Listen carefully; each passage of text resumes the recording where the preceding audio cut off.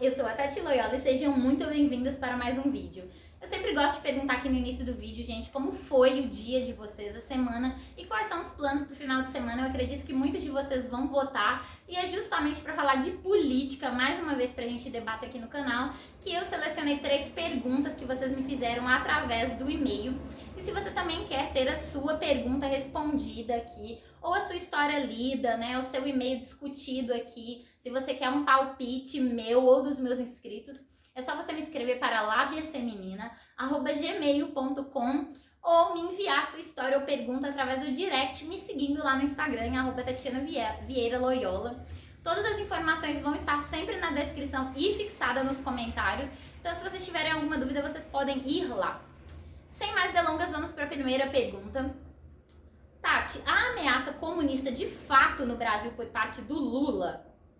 Então, gente, seria muito difícil eu conseguir explicar isso de fato aqui, porque existem muitas vertentes de socialismo e comunismo, e seria muito difícil eu explicar isso nos 5, 10 minutos de vídeo. Então eu recomendo vocês que ou busquem informações na internet, né, levantem informações sobre a história do socialismo, do comunismo, todas as vertentes que envolvem ambos. Ou vocês podem me pedir aqui também que eu possa trazer um vídeo mais completo falando de um ou de outro. A verdade é que o socialismo é uma das etapas para se alcançar o comunismo e ambos visam a igualdade entre toda a população, diferentemente do capitalismo, que existe aquela hierarquia, vamos chamar assim, né? Mas existe de fato, respondendo a pergunta, essa ameaça comunista? Gente, a minha resposta é não. Do meu ponto de vista, é claro que eu não sou historiadora, nem economista, nem qualquer outro especialista que possa de fato falar para vocês com mais segurança acerca do assunto, mas não. A verdade é que não existe ameaça comunista nem por parte do Lula, do PT e nem por parte de qualquer outra pessoa. Para que você de fato instale um sistema comunista ou capitalista como é o que nós temos hoje, existem muitas vertentes, existem muitas etapas, é preciso ser aprovado por muitas pessoas, é preciso haverem leis, discussões, debates. Não é simplesmente vai chegar um partido aqui, vai chegar um presidente e vai falar: a partir de hoje vamos instalar socialismo e comunismo e vocês vão viver assim. Não é assim que funciona. Da mesma forma que não existe de fato uma ameaça de golpe militar por parte do Bolsonaro. Muitas pessoas me perguntaram sobre isso desesperadas, Tati, vai haver guerra civil? Vai haver golpe militar? E a resposta de novo é não, gente. Não, o sistema militar de hoje que nós temos aqui no nosso Brasil, ele não funciona dessa maneira, que simplesmente vai chegar lá, o presidente vai falar: eu quero dar um golpe militar, eu quero instalar uma ditadura ou qualquer outro regime, e simplesmente as Forças Armadas vão fazer o que ele está pedindo.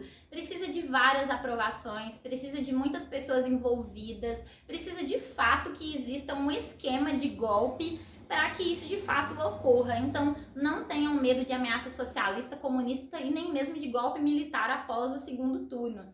Existe muito burburinho sobre, mas a verdade é que precisa haver muito empenho, muitas etapas e muito esforço envolvido para que de fato isso aconteça.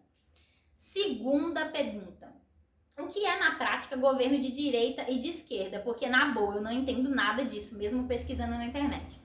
Gente, para resumir, como eu disse na primeira pergunta, é um pouco complicado de você explicar toda a história de ambos os lados para que todo mundo entenda de fato. Mas para resumir, o governo de esquerda seria aquele que governaria para o povo e o governo de direita aquele que governaria para a elite. O que isso quer dizer, gente? Que o governo de esquerda, ele normalmente está mais alinhado com pensamentos sociais, populistas, o socialismo e o comunismo de fato, que visa empregar, vamos colocar bem entre aspas, visa empregar a igualdade, de recursos distribuídos, a igualdade de acesso das pessoas a todos os sistemas, a todos os recursos de fato.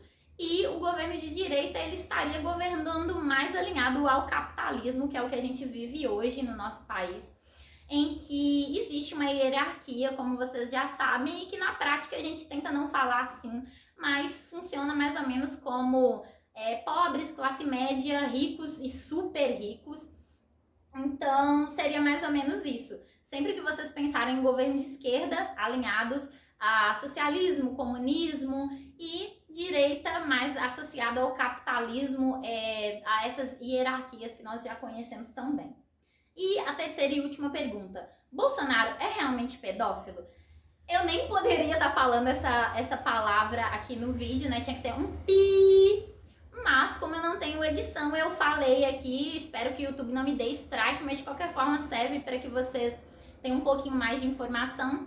E não, ele não é de fato pedófilo, porque não basta você dar uma entrevista falando sobre um clima que rolou entre você e uma menor de idade para que você seja classificado como pedófilo.